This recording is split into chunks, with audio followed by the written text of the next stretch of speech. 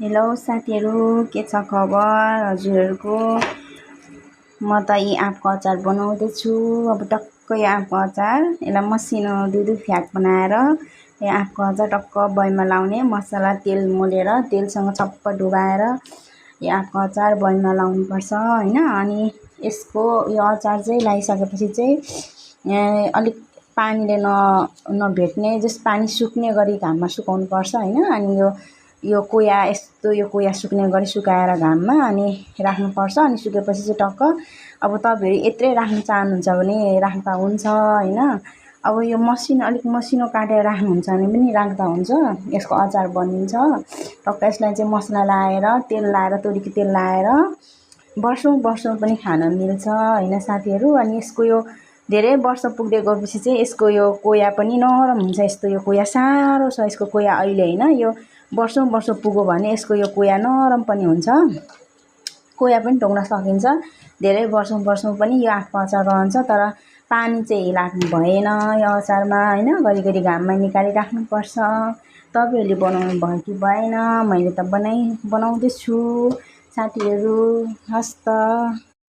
Hello साथीहरू, के छ खबर हजुरहरूको? म त यी आँपको अचार बनाउँदैछु।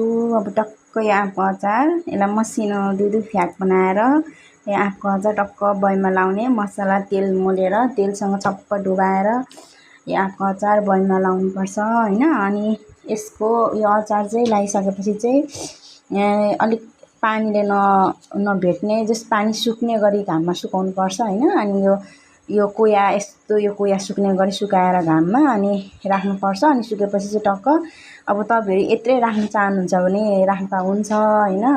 अब यो अलिक मसिनो काटेर राख्नुहुन्छ भने पनि राख्दा हुन्छ, यसको अचार बनिन्छ। टक्क यसलाई चाहिँ मसला लाएर तेल लाएर तोरीको तेल लाएर वर्षौँ पनि खान मिल्छ होइन साथीहरू। अनि यसको यो धेरै वर्ष पुग्दै गएपछि चाहिँ यसको यो कोया पनि नरम हुन्छ। यस्तो यो कोया साह्रो छ, यसको कोया अहिले होइन, यो वर्षौँ पुग्यो भने यसको यो कोया नरम पनि हुन्छ, कोया पनि टोक्न सकिन्छ। धेरै वर्षौँ पनि यो आँपको अचार रहन्छ। तर पानी चाहिँ लाग्नु भएन यो अचारमा होइन। घरिघरि घाममा निकालिराख्नुपर्छ। तपाईँहरूले बनाउनु भयो कि भएन? मैले त बनाउँदैछु साथीहरू। हस् त।